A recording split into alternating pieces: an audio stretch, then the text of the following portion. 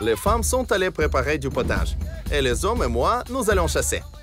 À la recherche de la proie, nous partons loin du hameau. Regarde, là-haut. Qu'est-ce que vous montrez? Qu'est-ce qu'il y a là? Nous cherchons la proie. Ils vont le long de la rivière et ils regardent des bêtes et des oiseaux.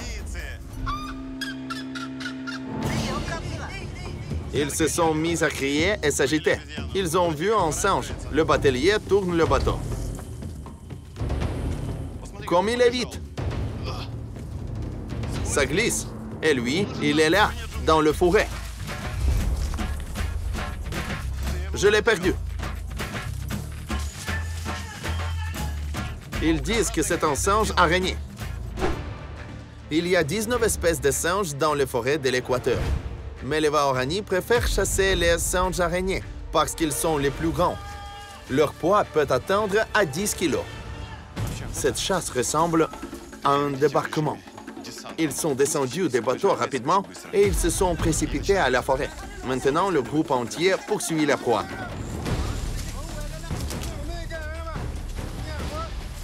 Pour les Waorani, la chasse est une méthode habituelle d'obtenir des nourritures. Ils la pratiquaient depuis des centaines d'années. Rien n'a changé pendant les derniers siècles, bien que maintenant on apporte des conserves de la ville de temps en temps. Nous essayons d'entourer le singe. Ça nous donne plus de chances de l'attraper. Les singes sont très vite.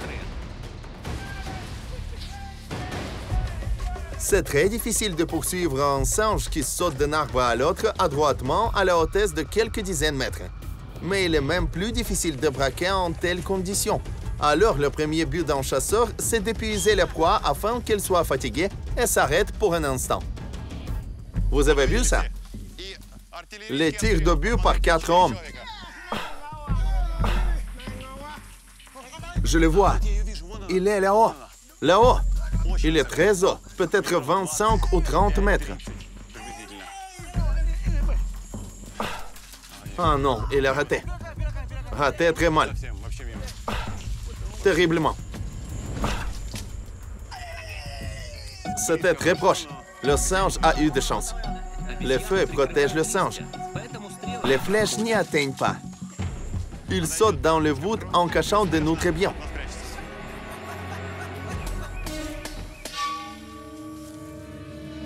À vrai dire, j'appuie le singe. Je veux qu'il s'enfuit. Nous sommes 2 équipes. Les Waorani contre le singe et moi. J'appuie le singe. Il a couru là.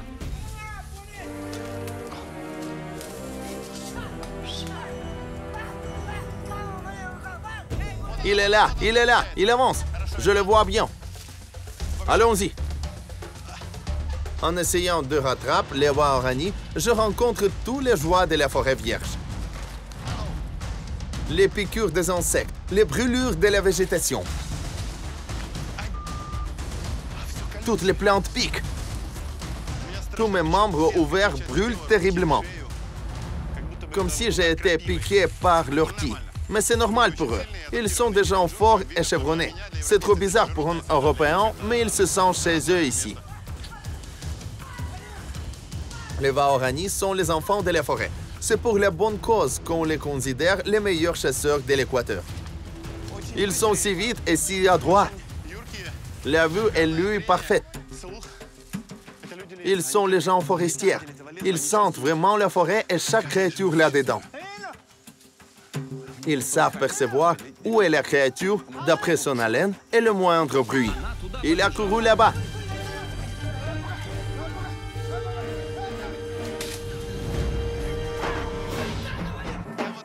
Je vous prie, regardez ses yeux. Quand il tire, il a l'air si excité et sincère. Il ne fait point attention ni à la caméra sur sa tête, ni aux caméras qui le tournent. Regardez donc ses yeux. Il brûle.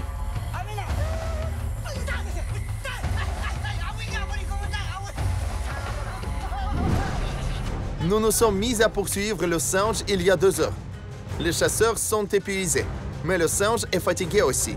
Il s'arrête un instant pour reprendre son souffle. Il est là, sur la branche. Il est trop fatigué. Il a à peine s'enfuit de nous.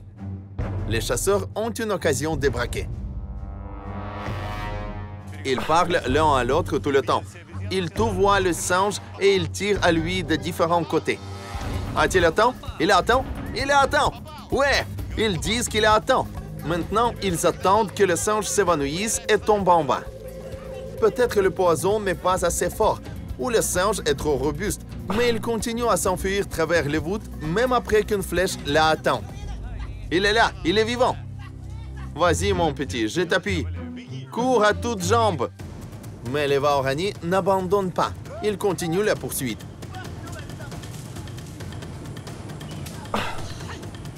J'attends. En dos que 2 flèches, l'on attend. D'habitude, lorsque 2 ou 3 flèches attendent un singe, il meurt sur le champ. Mais celui-là est encore vivant. Nous croyons qu'un de nos parents peut mourir si nous ne réussissons à tuer ce singe. C'est pourquoi vous faites de votre mieux. Exactement.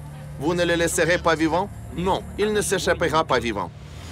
Depuis ce moment-ci, les chasseurs sont poussés plutôt par la peur que l'excitation.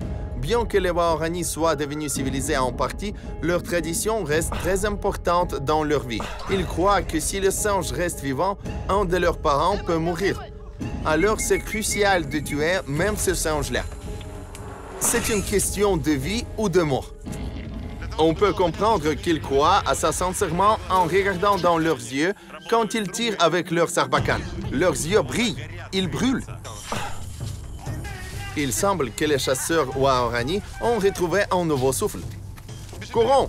Ils courent encore, malgré une faible chance d'atteindre le singe à la hauteur de 30 ou 40 mètres à travers les voûtes épaisses des arbres. Encore, on voit le singe très bien. Il est assis sur une branche à la hauteur d'environ 30 mètres.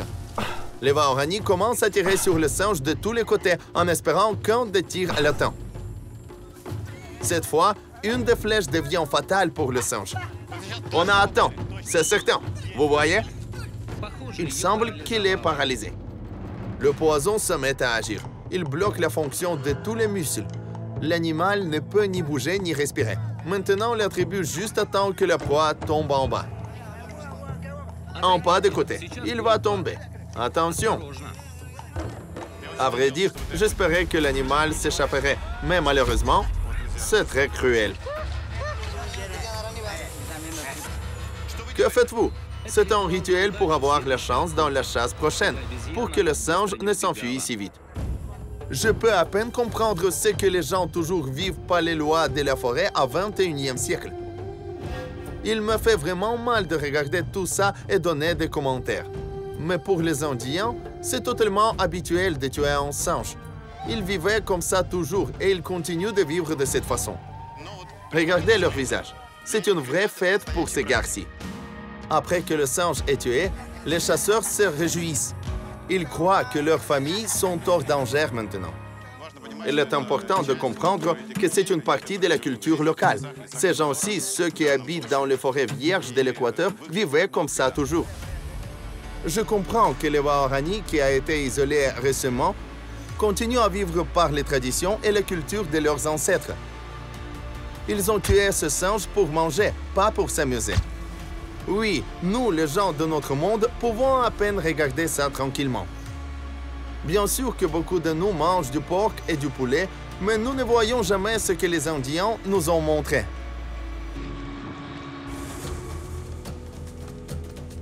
Chacun rentre à la maison avec une proie. Les femmes qui ont déjà mangé le potage se réjouissent des proies. Vous voyez que beaucoup de gens se ramassent pour regarder ça. Sa réaction veut dire que c'est donc la mode de vie habituelle ici.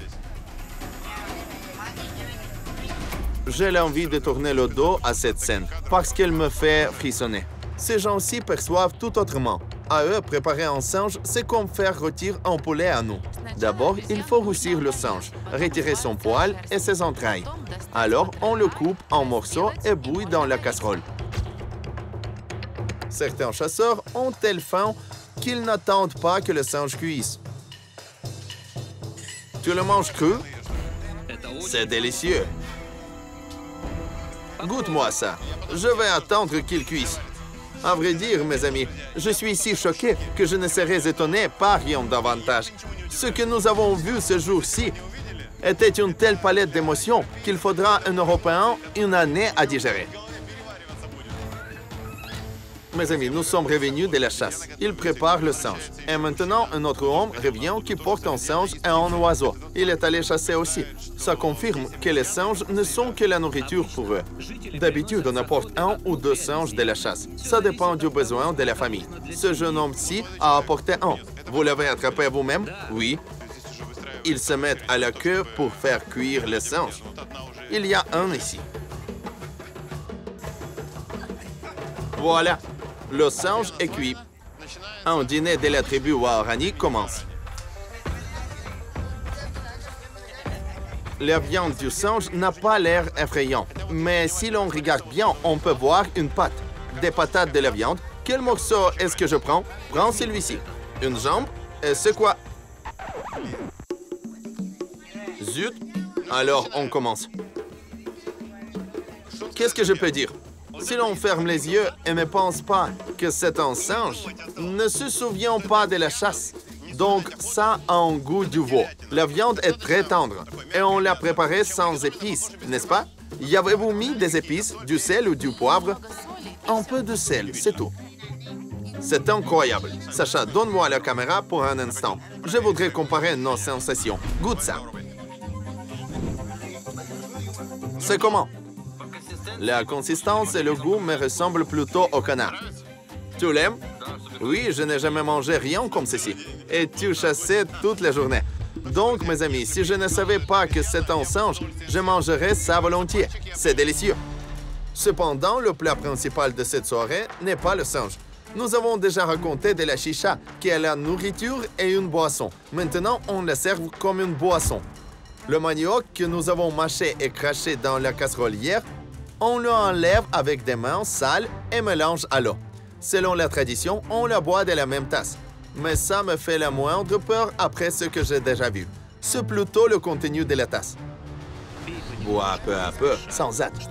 Il faut apprécier le goût de la chicha. Car je sais comment c'est fait, je n'ai pas d'eau à la bouche. Plutôt, je l'ai eu hier. Cette eau-là coulait juste dans la casserole. Mais les traditions de notre diffusion et de la tribu Waorani exigent que je goûte la chicha. Il n'y a pas de retour. Ils disent que je la boive, donc je dois faire ça. J'y ai craché moi-même aussi.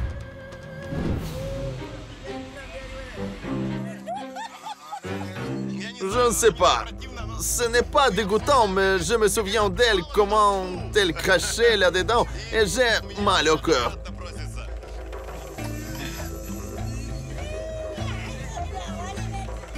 Si l'on laisse de côté les émotions, ça a le goût de la crème de pomme de terre. Merci bien, je l'ai goûté, à vous. J'ai pris 3 gorgées. Et lui, il a avalé tout. Le goût était spécial, n'est-ce pas? Il y a ma salive là-dedans.